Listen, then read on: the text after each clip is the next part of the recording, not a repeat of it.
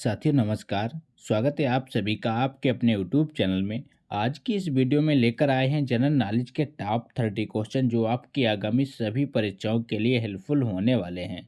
तो चलिए दोस्तों लेते हैं आज का पहला प्रश्न। पहला प्रश्न है, निम्नलिखित भारतीयों में से कौन भारत का पहला पायलट लाइसेंस प्रदान करता है? तो वो है JRD टाटा, यानी कि सी ऑप्शन राइट हो जाएगा। अगला प्रश्न है, भारत की पहली महिला कार चालक कौन बनी थी? बताइए साथियों, भारत की पहली महिला कार चालक कौन बनी थी? तो वो बनी थी सुजैन ब्रियर, यानी कि सी ऑप्शन राइट हो जाएगा। सुजैन ब्रियर भारत की पहली महिला कार चालक बनी थी। अगला क्वेश्चन है, निम्नलिखित में से कौन सा देश का पहला कंप्यूटर है? बताइए दोस्तों, कौन देश का पहला कंप्यूटर है? तो वह TIFRAC, यानी कि बी ऑप्शन राइट हो जाएगा। अगला क्वेश्चन है, भारतीय विज्ञान कांग्रेस के उद्घाटन सत्र के पहले राष्ट्रपति कौन थे? बताइए दोस्तों, भारतीय विज्ञान कांग्रेस के उद्घाटन सत्र के पहले राष्ट्रपति कौन थे? तो वो थे आशुतोष मुखर्जी, यानी कि बी ऑप्शन राइट हो जाएगा। अगला क्वेश्चन है, निम्नलिखित में से कौन भारत का पहला टेस्ट ट्यूब बच्चा था? बताइए साथियों, इंपॉर्टेंट प्रश्न है। कौन भारत का पहला टेस्ट ट्यूब बच्चा था? तो वो था दुर्गा अग्रवाल, यानी कि बी ऑप्शन राइट हो जाएगा। अगला प्रश्न है, कार्यालय में मरने वाले पहले मुख्यमंत्री कौन थे?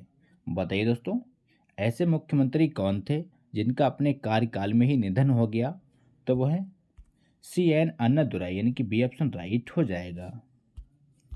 अगला क्वेश्चन है, मालदीव में पानी के नीचे किस पहली भारतीय फिल्म की शूटिंग की गई? बताइए दोस्तों, मालदीव में पानी के नीचे किस पहली भारतीय फिल्म की शूटिंग की गई थी? तो वो थी ओंडुमैत्ना कहते हैं, यानी कि बी ऑप्शन राइट हो जाएगा। अगला क्वेश्चन है, निम्नलिखित भारतीयों में से किसने मोटरसाइकिल पर विश्व भ्रमण किया था?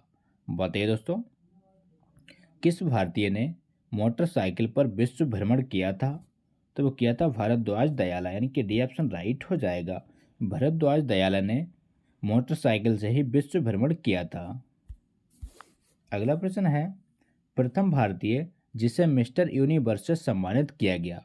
बताइए दोस्तों, प्रथम भारतीय जिसे मिस्टर यूनिवर्स से सम्मानित किया गया तो वो हैं मनोहर ईच, यानी कि डी ऑप्शन राइट हो जाएगा।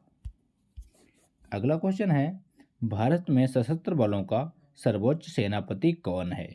बताइए दोस्तों, भारत में सशस्त्र बलों का सर्वोच्च सेनापति कौन है? तो वह भारत का राष्ट्रपति, यानी कि डी ऑप्शन राइट हो जाएगा। अगला प्रश्न है, नीचे दिए गए निम्नलिखित जोड़ों में से कौन सा जोड़ा गलत है? बताइए दोस्तों, तो इस क्वेश्चन का सही जवाब है कार्लेनिया सोराबजी, प्रथम महिला खिलाड़ी, यानी कि ऑप्शन राइट हो जाएगा। अगला क्वेश्चन है, ब्यास नदी के उद्गम स्थान का नाम क्या है? बताइए दोस्तों, ब्यास नदी के उद्गम स्थान का नाम क्या है? तो वो है ब्यास कुंड, यानी कि डी ऑप्शन राइट हो जाएगा। ब्यास कुंड ब्यास नदी के उद्गम स्थान का नाम है। अगला प्रश्न है, पार्वती किस नदी की गौड़ नदी है? बताइए साथियों, पार्वती किस नदी की गौड़ नदी है? आपके ऑप्शन है Beas, option B Sutlej, option C Chenab, option D Yamuna. तो इस प्रश्न का राइट आंसर है ब्यास, यानी कि ऑप्शन राइट हो जाएगा। पार्वती व्यास नदी की गौड़ नदी है। अगला प्रश्न है, गिर नदी का उद्गम स्थान किस जिले में है? बताइए दोस्तों, गिर नदी का उद्गम स्थान किस जिले में है?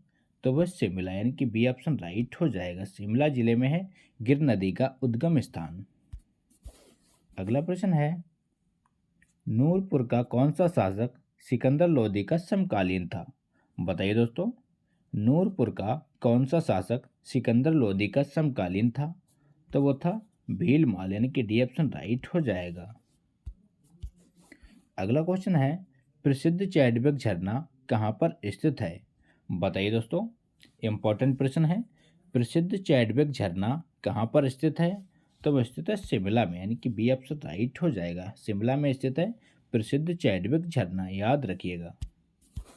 अगला क्वेश्चन है, रली पूजन प्रथा का संबंध कांगड़ा में किससे है? बताइए फ्रेंड्स। रली पूजन प्रथा का संबंध कांगड़ा में किससे है? तो वह विवाह से, यानी कि सी ऑप्शन राइट हो जाएगा। विवाह से संबंधित है रली पूजन प्रथा। अगला क्वेश्चन है, मनु का प्राचीनतम मंदिर कहाँ अवस्थित है? बताइए दोस्तों, मनु का प्राचीनतम मंदिर कहाँ स्थित है? तो वह स्थित है मनाली में, यानी कि ये ऑप्शन राइट हो जाएगा। मनाली में स्थित है मनु का प्राचीनतम मंदिर। अगला प्रश्न है, बड़ू साहिब गुरुद्वारा कहाँ स्थित है? बताइए दोस्तों, बड़ू साहिब गुरुद्वारा कहाँ स्थित है? तो वह स्थित है सिरमौर में, यानी कि बी ऑप्शन राइट हो जाएगा। सिरमौर में स्थित है बड़ू साहिब गुरुद्वारा। अगला प्रश्न है, भारत की श्वेत क्रांति के लिए किसे अग्रसर माना जाता है? बताइए दोस्तों, भारत की श्वेत क्रांति के लिए किसे अग्रसर माना जाता है? तो वो है वर्गीज कुरियन, यानी कि ऑप्शन राइट हो जाएगा। श्वेत क्रांति के लिए वर्गीज कुरियन को अग्रसर माना जाता है। अगला प्रश्न है, भारत का 29वां राज्य कौन सा है? बताइए फ्रेंड्स, भारत का 29वां राज्य कौन सा है? तो वह तेलंगाना, यानी कि डी ऑप्शन राइट हो जाएगा। अगला प्रश्न है, भारत का राष्ट्रीय गान किसने लिखा था? बताइए फ्रेंड्स, इंपॉर्टेंट प्रश्न है, बार बार परीक्षा में रिपीट होता है। भारत का राष्ट्रीय गान किसने लिखा था? तो वो लिखा था रविंद्रनाथ टैगोर, यानी कि बी ऑप्शन राइट हो जाएगा। रविंद्रनाथ टैगोर के द्वारा भारत का राष्ट्रीय गान लिखा गया। अगला क्वेश्चन है, भारतीय वन्य जीव के संदर्भ में फ्लाई फॉक्स निम्न में से कौन सा है? बताइए दोस्तों, वन्य जीव के संदर्भ में फ्लाई फॉक्स कौन सा है? तो वह चमगादड़, यानी कि ऑप्शन राइट हो जाएगा। चमगादड़ को वन्य जीव के संदर्भ में फ्लाई फॉक्स कहा जाता है। अगला प्रश्न है, भारत में पुर्तगालीन संस्कृति कहाँ पाई जाती है? बताइए दोस्तों, भारत में पुर्तगालीन संस्कृति कहाँ पाई जाती है? तो वह गोवा में, यानी कि बी ऑप्शन राइट हो जाएगा। अगला प्रश्न है, भारत के कितने राज्य समुद्र तटीय हैं? बताइए दोस्तों, भारत के कितने राज्यों की सीमा समुद्र से जुड़ी हुई है? तो वह 9 राज्य, यानी कि सी ऑप्शन राइट हो जाएगा। अगला क्वेश्चन है, भारत के साथ किस देश की अंतर्राष्ट्रीय सीमा नहीं है? बताइए दोस्तों, निम्न में से भारत के साथ किस देश की अंतर्राष्ट्रीय सीमा नहीं है? तो वह श्रीलंका के साथ, यानी कि ऑप्शन राइट हो जाएगा।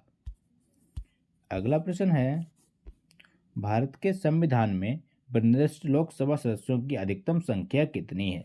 बताइए फ्रेंड्स, सिंपल सा क्वेश्चन है। भारत के संविधान में लोकसभा सदस्यों की अधिकतम संख्या है 552, यानी कि सी ऑप्शन राइट हो जाएगा। अगला प्रश्न है, भारतीय संविधान की कौन सी अनुसूची भारतीय भाषाओं की मान्यता से संबंधित है? बताइए दोस्तों, भारतीय संविधान की कौन सी अनुसूची भारतीय भाषाओं की मान्यता से संबंधित है? तो वह 8वीं अनुसूची, यानी कि बी ऑप्शन राइट हो जाएगा। अगला प्रश्न है, बाबा बड़भाग सिंह का मेला किस जिले में आयोजित होता है? बताइए दोस्तों, बाबा बड़भाग सिंह का मेला किस जिले में आयोजित होता है? तो होता है ऊना में, यानी कि सी ऑप्शन राइट हो जाएगा। ऊना हिमाचल प्रदेश में बाबा बड़भाग सिंह का मेला आयोजित होता है। तो ये थे दोस्तों आज के इम्पोर्टेंट प्रश्न। अगर वीडियो अच्छा लगा हो तो लाइक करें, दोस्तों के साथ शेयर करें और चैनल पर नए हो तो चैनल को सब्सक्राइब करना ना भूलें।